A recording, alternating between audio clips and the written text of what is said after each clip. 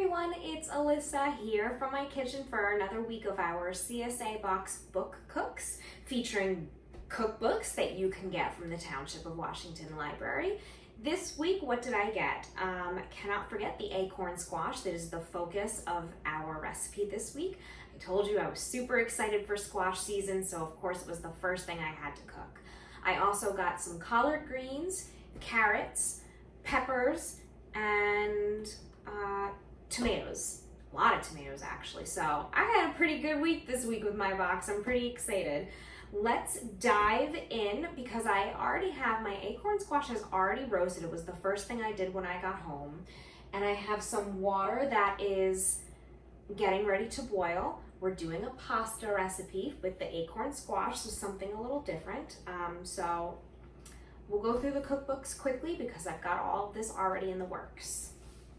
The first one I have here is by Chloe Coscarelli, and it's called Chloe Flavor. Saucy, crispy, spicy, and vegan. And let's see.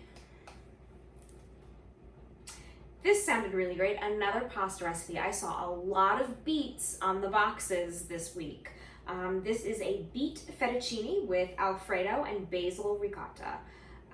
So she says the pretty pink color of this pasta is mesmerizing. It's almost too pretty to eat, almost.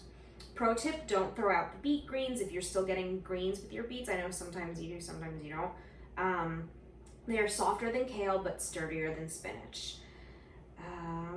So it's basically just pasta, and then you are cooking some garlic. You're blending onion, garlic, tofu for protein and texture, rather than like a cream.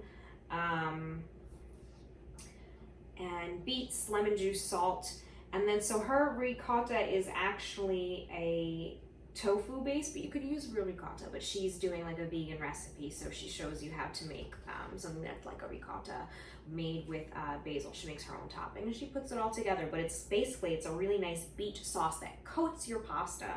Sounds good. And this one, for the collard greens, it's a beans and greens with scallion biscuits. So bell pepper if you're getting peppers, collard greens, and then it uses like kidney beans or black-eyed peas, and tomato sauce, tamari, brown sugar, apple cider vinegar, and then there is a recipe for scallion biscuits. And again, these recipes are all vegan, so if that's something that you're looking for and you didn't know you can make these sorts of recipes, that's awesome. But if you're not vegan and you want to eat, your typical regular ingredients, you can still take the flavor profiles from these recipes and make a dish using the ingredients that you have. They don't have to be vegan.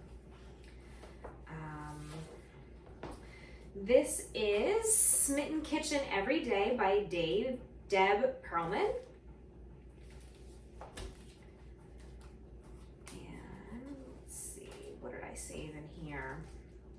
Oh my goodness, this sounds excellent. I saw a lot of corn this week too. This is a corn, bacon, and arugula pizza. So I know that there were some salad greens going around in the boxes, maybe the store this week.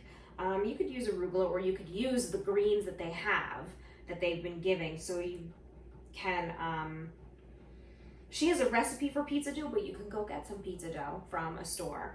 And it's bacon, corn, tomato puree, pecorino romano, an egg, arugula, and it's just, I have to show you this. You have to really see this.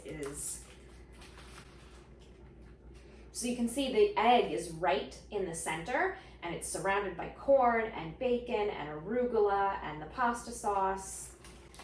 So that sounds amazing. This looks really good. I might try to make something like that myself at some point. And this is perfect for our boxes. This is Halloumi Roast with eggplant, zucchini, and tomatoes. My go-to cooking method is roasting, she says. No matter what the stack of grievances, kitchen too small, day too long, terrible oven, little motivation, roasting, you're getting charred vegetables, so easy and so delicious. So halloumi is like this really awesome, firm, dense cheese. It almost has the texture of a really firm tofu, but you can see you can get the same kind of char on it as you do with your vegetables. You can pan fry halloumi too, and it doesn't really melt, but it does get soft on the inside, and the outside gets really brown and crispy. It's delicious. So it makes sense that that kind of salty, briny, squeaky texture would go really nicely with these roast vegetables. So a lot of people got some great eggplant this week.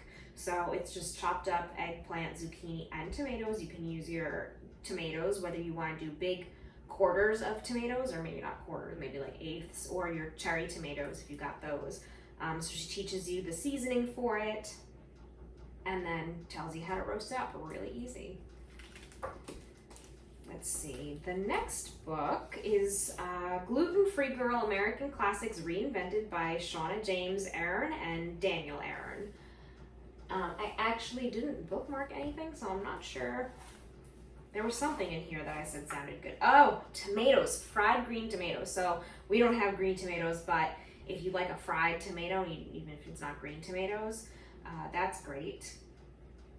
And then this sounded really great. I don't think anybody got heirloom tomatoes, but you can still do something very similar with the big, beautiful slicing tomatoes that we're getting now. An heirloom tomato soup with goat cheese croutons. How does she do it?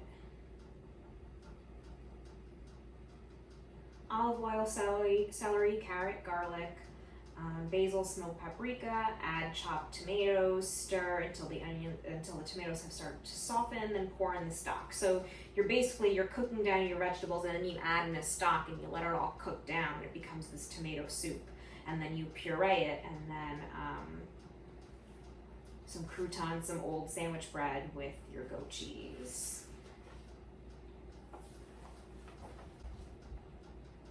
Okay, so it's not soup season yet, but if you like soup and you can't resist something amazing, it's almost like a grown-up version of your grilled cheese and tomato soup. I kind of like that. For your corn, smoky sweet corn fritters. Again, here I am, I'm just using the index, something us librarians love. We love a good index. And so these are your corn, eggs, cheddar cheese, scallions, basil, some flour or a flour blend if you're gluten-free, smoked paprika, and then you kind of fry them up. It will also look really good. Also a panzanella salad. Let's see, 163, that's right over here. So panzanella salad is bread and tomatoes. It's delicious. It's a Tuscan-inspired salad. It's a classic make-do dish when you don't have much money or ingredients. It's just stale bread, ripe tomatoes, some other vegetables, and leftover vinaigrette. That's it. It's funny that it has been elevated to some sort of gourmet dish. Really, you just tear apart bread with your hands, soak it in a vinaigrette with a strong acid, and throw in what you have. Summertime, this is one of my favorite dishes in the world. It really is, it's just a bread salad. The next one that I have, this is Milk Street Vegetables by Christopher Kimball. And there have been some other books that I featured that just a ton of vegetables, so this is a good one for you to go to. I'm not going to go through all of it, but they do have different types of squash, your summer and your winter squash laid out in here. Tons of things that you can do with tomatoes, tons of things that you can do with turnips, zucchini, scallions, different kinds of soups, arugula, asparagus, beets. There is a chilled soup for beets. Again, we got lots of beets. Cauliflower, chilies, corn, a corn bisque, cream corn, grilled corn, Mexican style zucchini and pozole stew, savory pancakes with shrimp, chilies, and scallions. So it's like a corn cake. Basil, beans, broccoli. So So just a ton of things. And what I'm cooking today is pasta with winter squash. So you can use delicata squash, or I'm going to use my acorn squash. I love delicata squash because you can eat the skin. I don't know if you can with acorn squash. I think the delicata squash skin is a lot thinner. I'm not totally sure about acorn squash. But basically you just roast it, which is what I did. I roasted it at 350 with a little bit of oil on it for around 35 minutes, and it's nice and soft now, so it's ready for me to prep. It says acorn squash is one of the thin skin varieties. It doesn't require peeling, so prep is that much easier. And so my water is boiling, so we're gonna get to it. And this recipe uses kale. You could use kale or spinach. I have neither, so I'm going to use some of my collard greens. I did not prepare my squash correctly because you're supposed to cut it into smaller pieces than I did and toss it with oil, garlic, and pepper flakes, and black pepper and a little bit of salt. And then you cook it and broil it. I did not do that. So I'm gonna catch up on what I should be doing, and we'll come back and we'll prep this again. This is another quick one. Once your squash has been roasted, the rest of it comes together quickly. So let's get going. Okay, I have this awesome pasta. It's not dried, it's actually frozen. So it's pretty similar to a fresh pasta. So it's gonna cook nice and quickly for me. So I'm just gonna dump it in and get that good to go. Although it's been in the freezer for a while, can't you tell? Okay. I have some of my collards here. I'm gonna give it a quick rough chop. And since, like I said, I didn't pay attention, I just came home and immediately roasted my squash without looking at the recipe. Since I did that, I'm going to get my collard greens going with the seasonings that I was supposed to use. So some of the pepper, salt, pepper, little garlic, and let that help with the flavors, a little oil. All right, this pasta is actually already done, so I'm going to bring the collard greens closer so you can see that.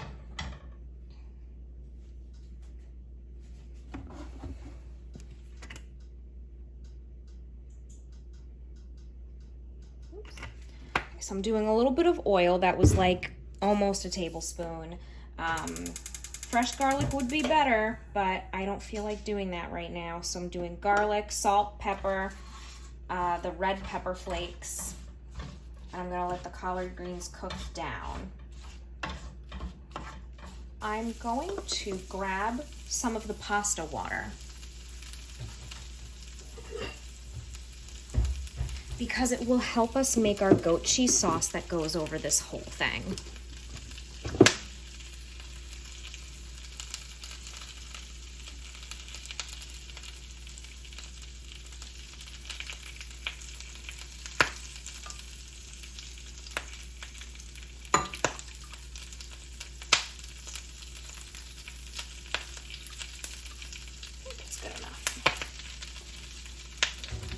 Okay, and now I'm going to drain my pasta and then put my serving that I'm cooking for myself back in the pot.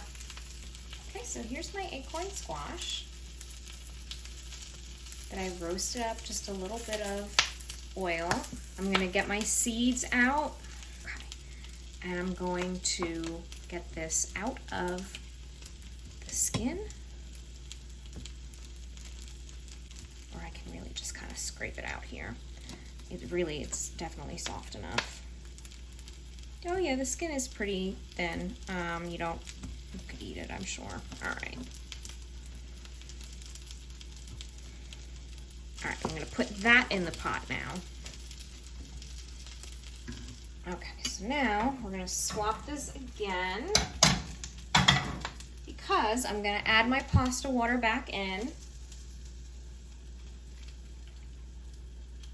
along with my goat cheese. Let's see if I can get you a little closer to the action here. So the pasta water has got a lot of the nice starches from whatever kind of pasta you're making. And that makes the goat cheese kind of saucy.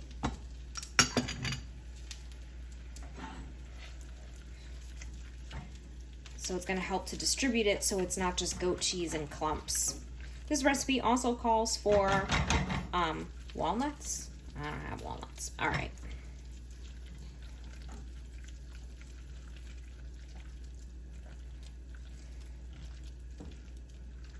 But look, see, so the goat cheese is definitely distributing itself nicely around here because I've got that pasta water. I'm gonna even add a little bit more.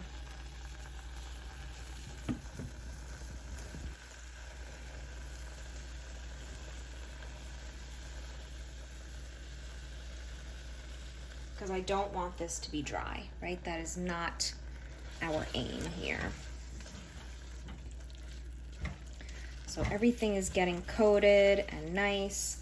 And then your greens go into, and toss those around as well.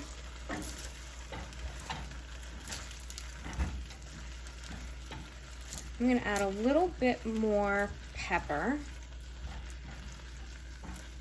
You want everything to be coated in that pasta water goat cheese sauce. I definitely want some more pepper in here. I love fresh pepper with goat cheese.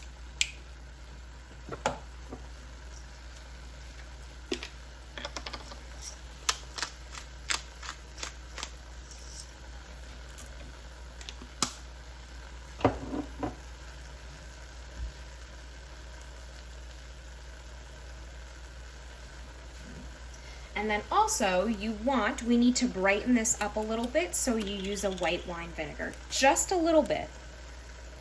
But you do need to brighten it up. I'm going to turn the heat off, stir this all around, and then you top it with either walnut oil or pecorino romano.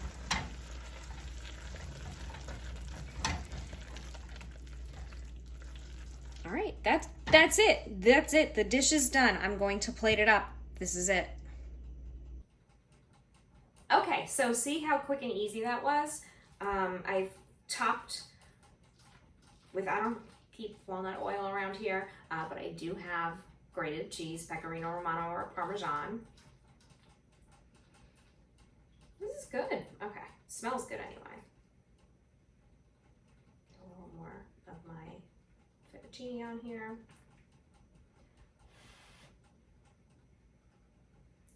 It smells kind of earthy and tangy from the goat cheese and the vinegar.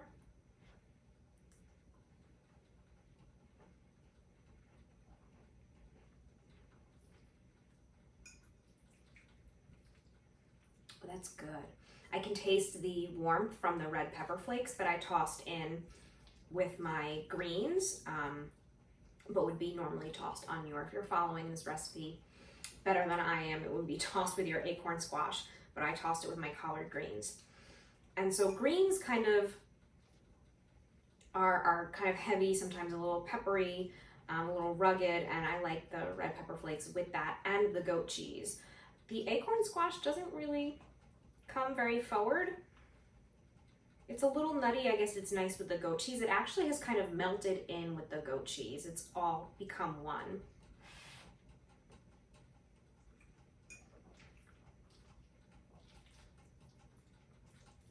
Yeah, it's a super harmonious dish.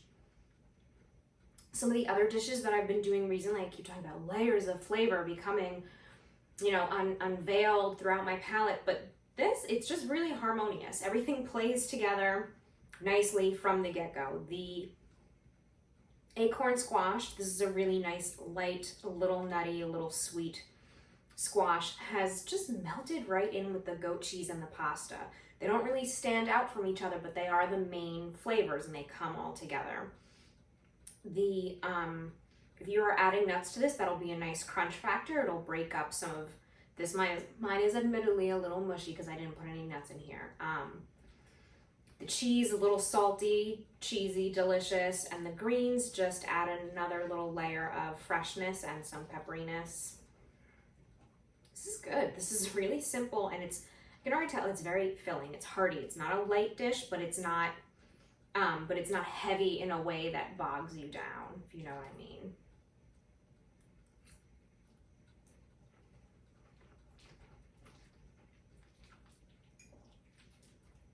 This is a great dinner because it's got so many fresh vegetables, and I used a gluten-free pasta, so I feel good about that for myself. You can use whatever pasta you want.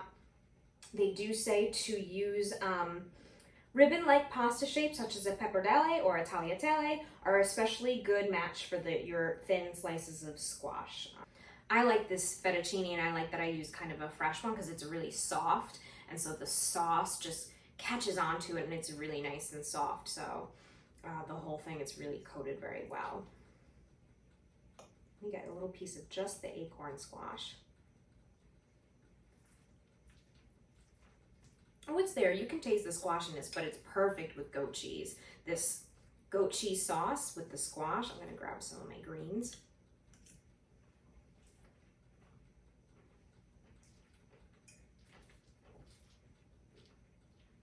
It's a great combination. And I love that squash has that creamy feel to it, but it's not heavy. So this is a great meal. I'm very excited for this, and I love how easy it was. And as you can see, I still have 3 more quarters of my acorn squash, and I have a bunch of leftover pasta over there. So I'm going to make this for my lunch tomorrow too. I'm gonna prep it all up. This was the goat cheese with the pasta water, A+ tip. If you've never done that before, save your pasta water to make your sauces because it still has some of your seasoning, but it's got your starch, so it thickens it up and it doesn't just water it down needlessly. Okay, this is a really simple one, but very effective, and I loved it. Let me know if you've been trying any of the recipes or if you've been exploring our cookbooks or any fun recipes that maybe you have found while you've been getting your boxes. But otherwise, that is it. Come on in, come take a look at our cookbook section or any of our other books, and I'll see you soon.